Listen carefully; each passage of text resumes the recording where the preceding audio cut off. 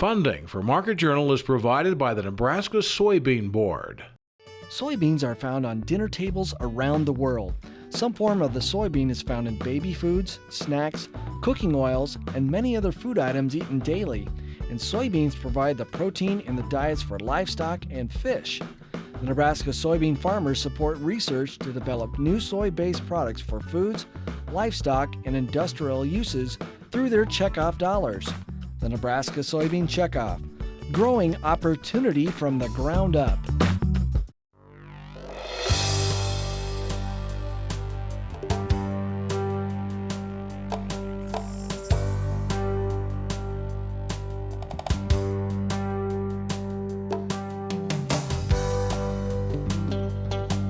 Market Journal, television for making agricultural business decisions, is a presentation of the University of Nebraska-Lincoln Extension, where you can know how, know now. Promotional support is provided by the Nebraska Farmer Magazine, and major funding for Market Journal is provided by the Nebraska Soybean Board. The Soybean Checkoff, growing opportunity from the ground up. Welcome to this week's edition of Market Journal. I'm Jeff Wilkerson. This week, Ron Plain is our hog marketing analyst. Brad Lubben outlines acre coverage. Dave Boxler gives treatment options for flies on cattle. And Charles Shapiro discusses testing soils for nitrogen before application. Planting across the state continues to roll on, with Nebraska farmers nearly finished with this year's corn crop at 98% complete. 78% of that corn is now emerged. Soybean planting is 13 days ahead of the average at 83% complete. Other crops continue to stay ahead of schedule as well. Wheat is 81% headed. That's 19 days ahead of normal. And first cutting of alfalfa is 3 weeks ahead of the average.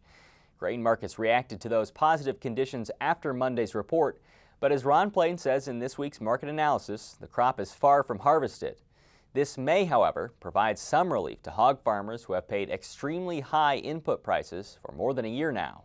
It sure looks that way. USDA is saying we're going to plant more acres of corn this year than any year since 1937. They're also forecasting a record yield per acre, so almost 1.7 billion bushels of corn more than the old record. So if the weather cooperates this summer, it's quite likely we could see a $1 per bushel drop in corn costs by the end of the year. Like you said, if weather cooperates, we're still a long ways from it. But what does that do to the break even? Where is it now, and where do you think it could go by the time we get into that new crop? Well, on a live weight basis, we've been looking at break evens 65, 66 cents a pound. We could well take a dime off of that if we have a good summer as far as the crops is concerned, and move down to the mid 50s, hopefully, by the end of the year, early next year.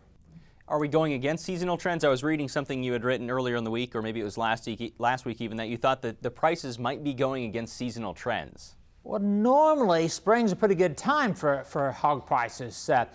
April retail pork prices are usually higher than March, but this year they were 3 cents lower.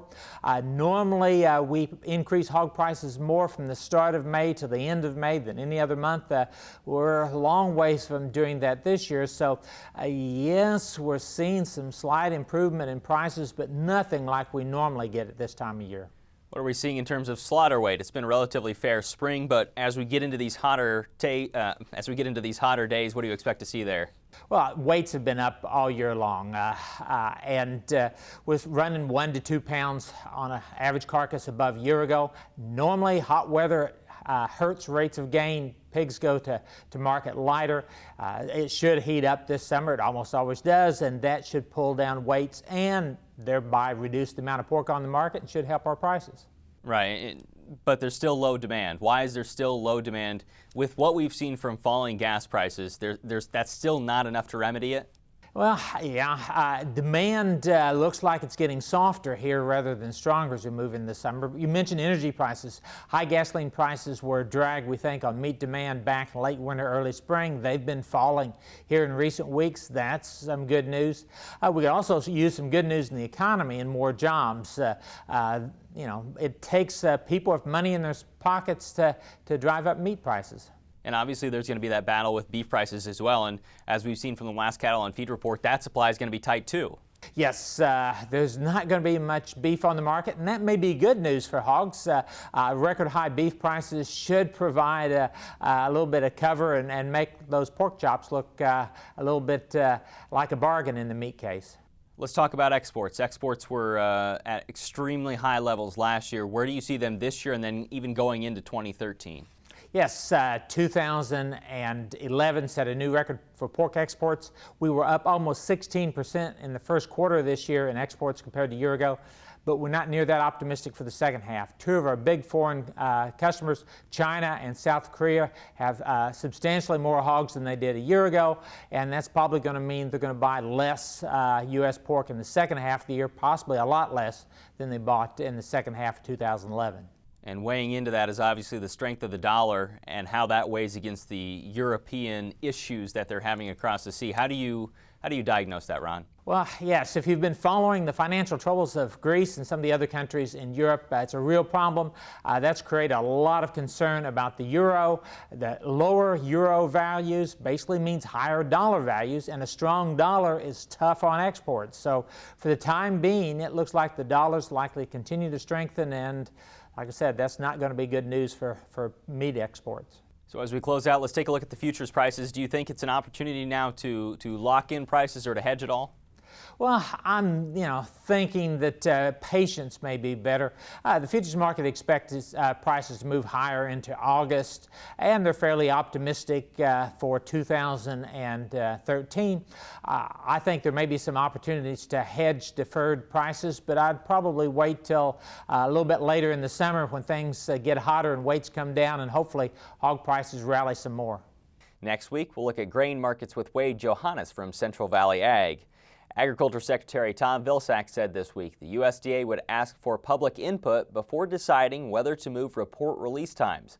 With the CME Group now trading 21-hour sessions and the Intercontinental Exchange trading 22 hours a day, some fear market volatility if reports are released during trading.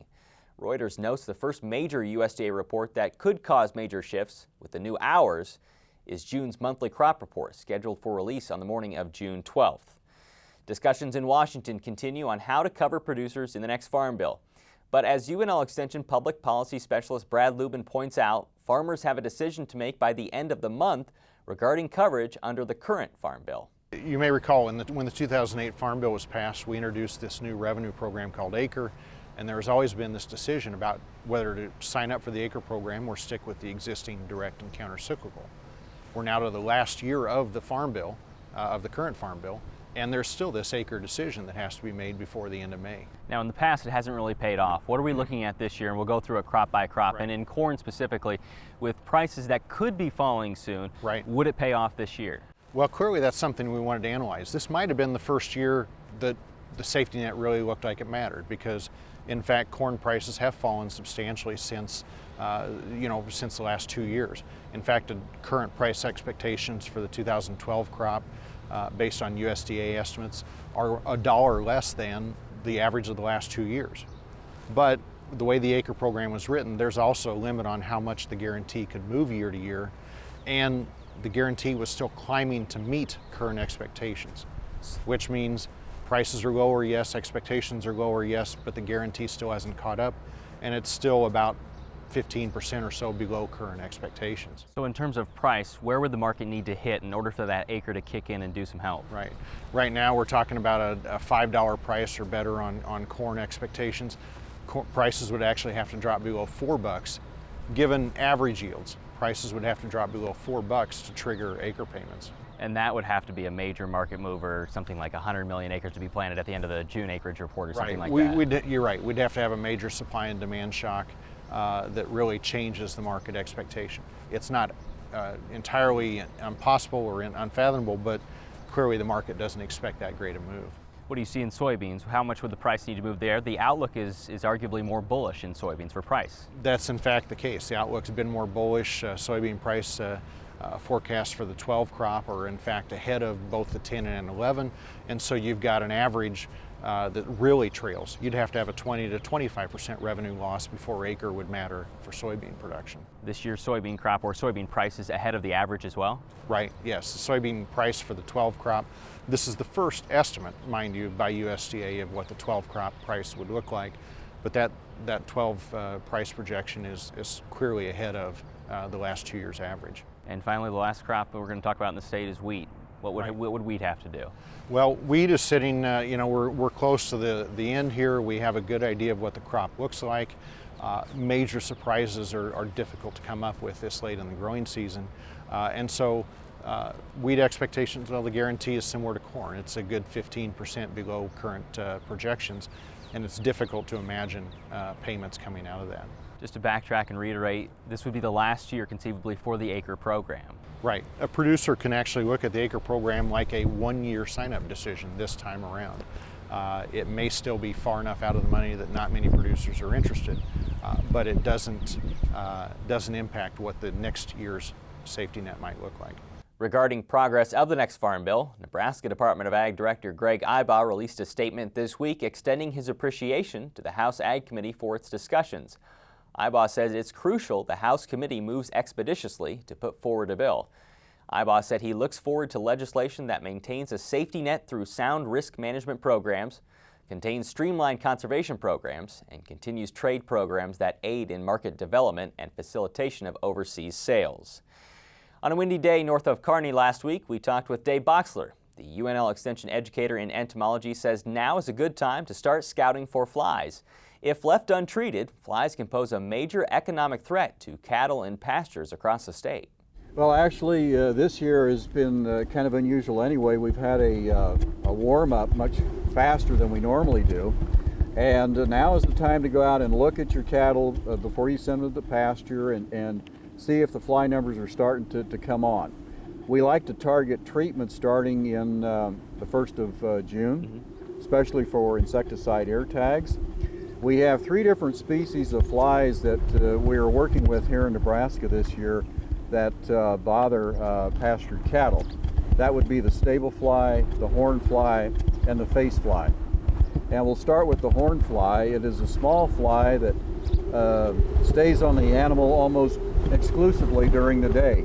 The only time the fly will leave the animal is when the female leaves to deposit eggs in fresh cow manure. Otherwise, it's on the animal all the time. During the cooler part of the day, you're going to see that fly up on the sides and the top line of the animal.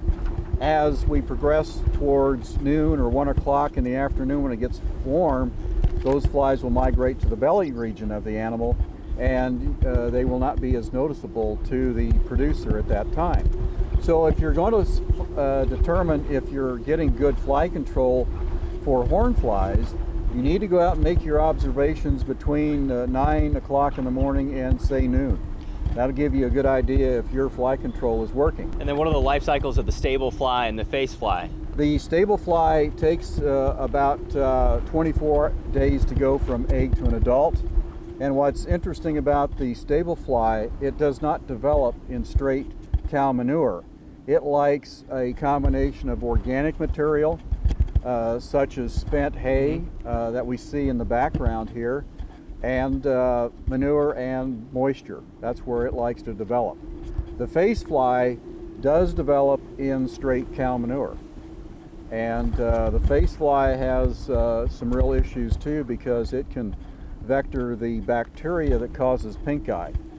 And pink eye, once it gets set up in cattle's eyes, can cause some real serious issues and possibly the loss of an eye. We'll talk about treatment options, but as viewers will notice, the wind is having its way with us, and I mentioned to you before we started that the flies shouldn't be a problem today, but you said they actually could be. And what other signs should producers be looking for to see if they do have a problem with flies? Well, certainly the horn flies are going to be on the animals exclusively and continuously, and they'll be moving down toward the belly when it gets windy like this. They don't like the wind either.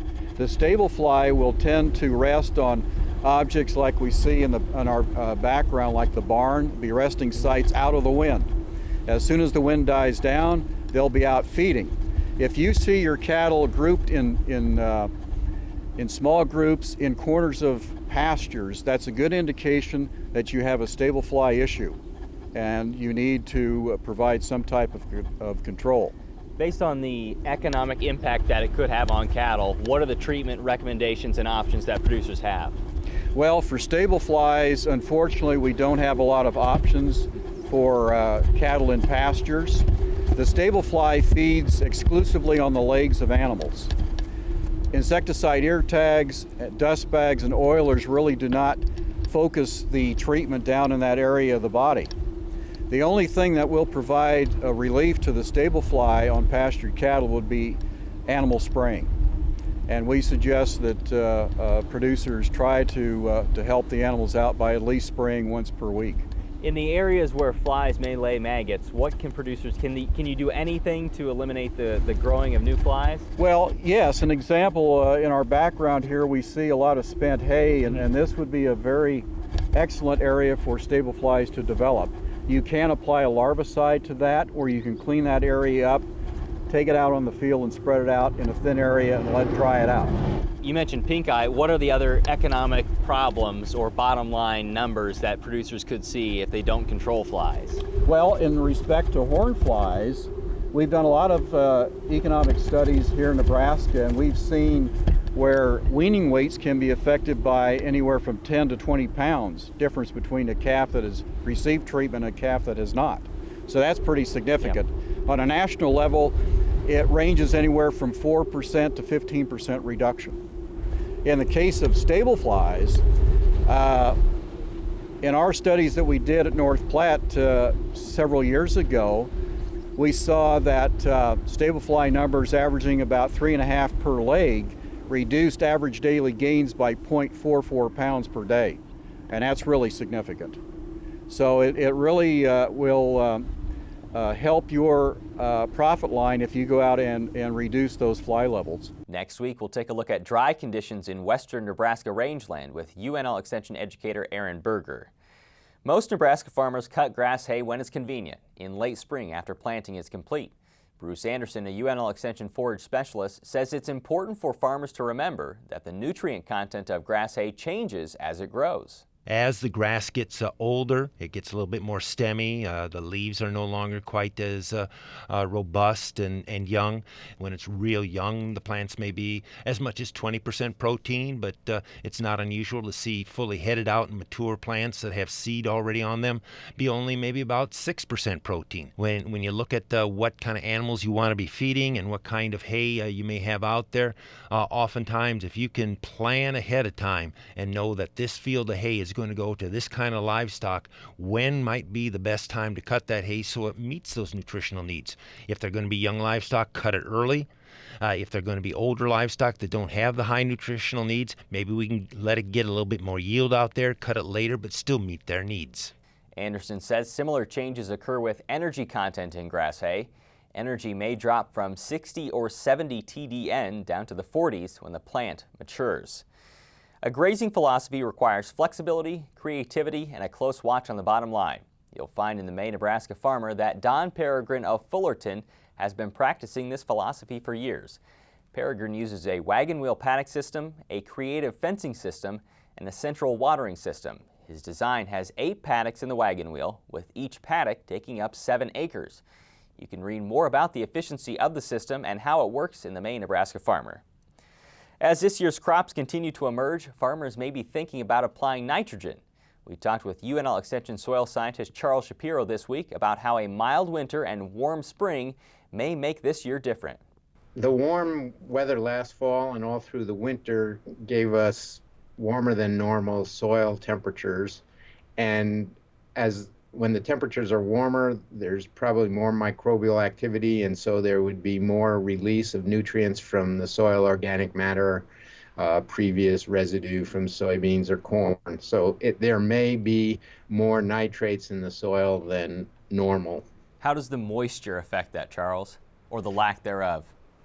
Well, the microbes need moisture to live and metabolize and grow. So if the soils are really dry, and there are areas of the state that had very dry winters, so maybe the warm temperatures wouldn't be as important compared to where they were either irrigated in the fall or got normal winter precip. Let's talk about testing for nitrogen before you apply it or don't apply it, and the PSNT test, the pre-sidedress nitrate test. Tell me a little bit about what this test is. The pre-sidedress nitrate test has been around for maybe 20 years, and the idea of it is to capture the release from either manure, alfalfa, soybeans, any kind of end source that would be released during the warm May, April situation, and then using that number, predict how much nitrogen to add. When farmers normally would take soil samples either last fall or during the winter, they don't know how much nitrogen is released during the spring. So the pre-sidedress nitrate test is done right before sidedress time, and so we have a more accurate number of what's in the soil, and then the farmer or the co-op or agronomist can choose their nitrogen rate based on the goal minus what's already there. Are we talking about sampling every field? And so last year we saw, at the end of last year, we saw a lot of anhydrous application with great weather. So what's the sample size we're looking at? Generally, we would like to capture sites that we think there would be mineralizable N, which would come from either soils with higher organic matter or where there might have been an alfalfa crop or manure applied. Generally, like on a sandy soil that's been continuous corn, we probably won't pick up as much nitrate as some of those other ones. But given the fall year and winter that we've had, there may be more nitrates there. Now, to answer your question about fall application, if someone put anhydrous down in a band and they wanted to sample between the bands, if they had 30-inch bands and they took samples at 15 inches, they would probably get an idea of what the background N is. But given the warm fall, a lot of that anhydrous is already nitrate, so they would have to factor in the N they applied with the soil sample results. After sampling and once you have that data, what do you do with the data? What are the different methods that you can use it in? Well, this pre-sidedress nitrogen test is based on a 1-foot sample, 0 to 12 inches, and you'll get back a nitrate number.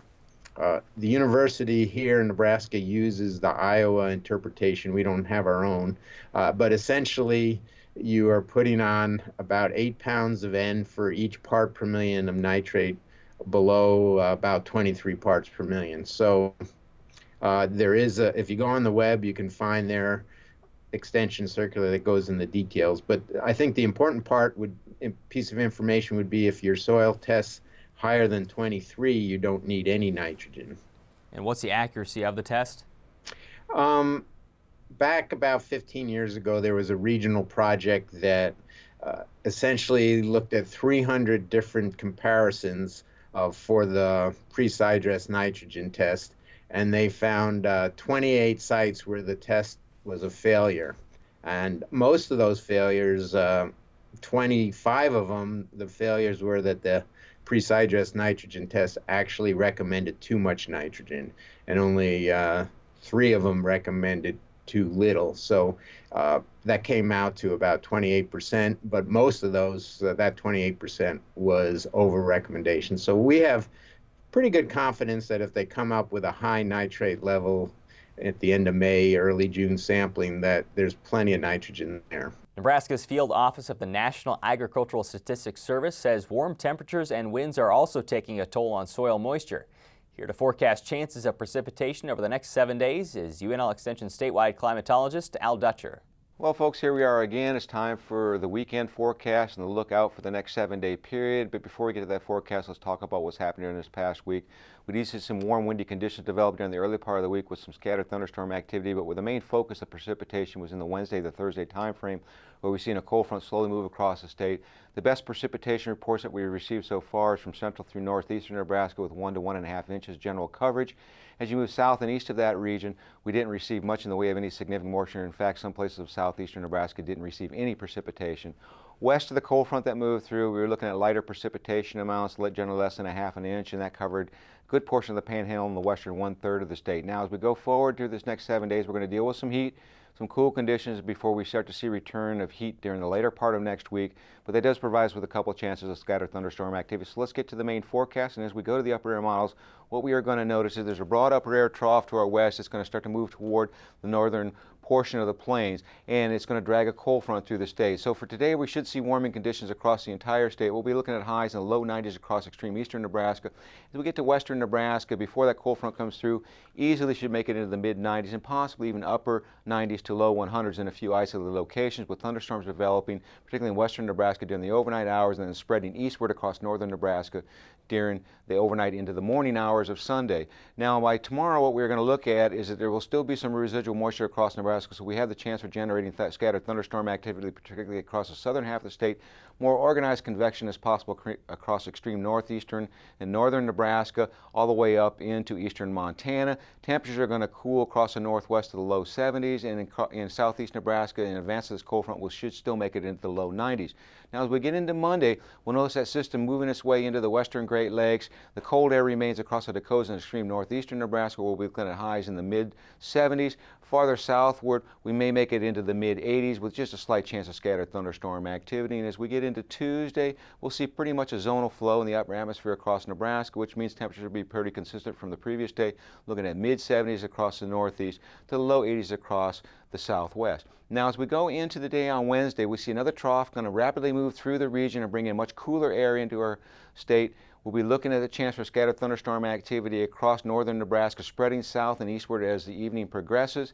Best concentration of moisture will be toward north, unfortunately. We'll be looking at highs in the mid-70s across the north to the mid-80s across extreme southwestern Nebraska. On Thursday, the cold air starts to pivot down in our region. The moisture starts to move eastward. We'll see temperatures in the mid-60s possibly across northeast Nebraska with low 80s across western Nebraska. And by the time we get to Friday, we start to see warming conditions in western Nebraska with low 90s, but we'll still be stuck in the low 70s across the 8 to 14-day forecast indicates warmer temperatures moving into our region. In terms of precipitation, a definite dry trend moving in. Thanks, Al. As always, you can follow Market Journal and watch previous segments on our Facebook, Twitter, and YouTube pages. Next week, Wade Johannes is our marketing analyst. Lauren Giesler will talk about soybean seedling diseases. Aaron Berger will outline drought options for rangeland producers. And Jenny Reese will show research on water use in Nebraska crops. Until then, thanks for watching. I'm Jeff Wilkerson. We'll see you next week. Join Market Journal online at marketjournal.unl.edu. You can also follow us on Facebook and Twitter. Promotional support is provided by the Nebraska Farmer Magazine. Funding for Market Journal is provided by the Nebraska Soybean Board. The Soybean Checkoff, growing opportunity from the ground up. Market Journal is produced by the University of Nebraska-Lincoln Extension, where you can know how, know now. Funding for Market Journal is provided by the Nebraska Soybean Board. Animal agriculture is vital to Nebraska. Livestock production not only contributes to our food supply, but also helps our rural communities. Livestock provides revenue for schools, creates jobs, supports Main Street, and enhances the future for farm families. The Nebraska Soybean Board's Animal Agriculture Initiative works to encourage growth of responsible livestock enterprises to benefit agriculture and Nebraska.